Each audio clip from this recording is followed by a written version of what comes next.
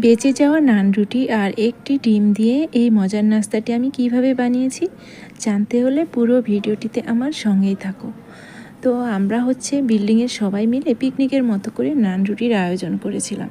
তারপরে আমাদের জন্য যে রুটি নিয়ে আসছিলাম ওখান থেকে রুটি বেঁচে গেছিলো, আমি ওই রুটিগুলো ফ্রিজে রেখে দিয়েছিলাম। পরের দিন ভাবছিলাম যে কিছু একটা বানাই, আর নান রুটি ফ্রিজে রাখার পরে শক্ত হয়ে গেছে, ওটা তো খেতেও ভালো লাগবে না। তারপরে তো আমি হাত দিয়ে ছিঁড়ে এভাবে পানিতে ভিজিয়ে রেখেছিলাম সফট না হওয়া পর্যন্ত।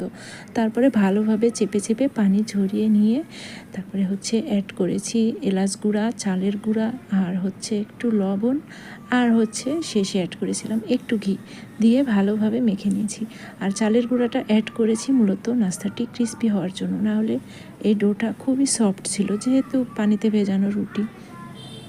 তারপরে ভালোভাবে মেখে এক সাইডে রেখে এবার আমি পুর তৈরি করার জন্য কিছু মরিচ ঢেলে নিয়েছি, শুকনো মরিচ। তারপরে এইভাবে হাত দিয়ে আমি গুঁড়া করে নিয়ে তারপরে এই যে কেটে রাখা পেঁয়াজের মধ্যে মিশিয়ে দিয়ে পেঁয়াজ মরিচের একটি ভর্তা বানিয়ে নিয়েছি লবণ দিয়ে, কিন্তু এখানে কোনো তেল ইউজ করিনি।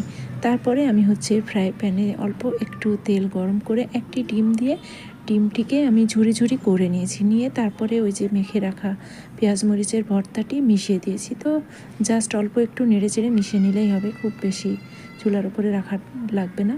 তারপরে নেড়ে চেড়ে মিশিয়ে নিয়ে নামিয়ে নিয়ে একটু কালিজিরা দিয়ে আবার মিশিয়ে নিয়েছি। কালিজিরা স্বাস্থ্যের জন্য খুবই উপকারী, এই জন্য আমি চেষ্টা করি যে কোনো খাবারে একটু কালিজিরা দেওয়ার। তারপরে এই তো আমি এইরকম ছোটো ছোটো লেচি কেটে নিয়ে তারপরে আমি প্লেটে একটু তেল মেখে নিয়েছিলাম যাতে নাস্তাটি রাখার পরে লেগে না যায়।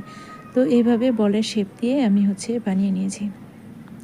বানিয়ে নিয়ে দেন প্যানে তেল গরম করে, আর এই নাস্তাটি কিন্তু আমি অনেক অল্প আছে একটু ধৈর্য নিয়ে ভেজেছিলাম, যেহেতু এটা রুটি ভেজানো নাস্তা, ভেতরে একটু কাঁচা কাঁচা থাকবে, ভালো লাগবে না। তার এই জন্য আমি একটু বেশি সময় নিয়ে ভেজে নিয়েছিলাম অল্প আছে।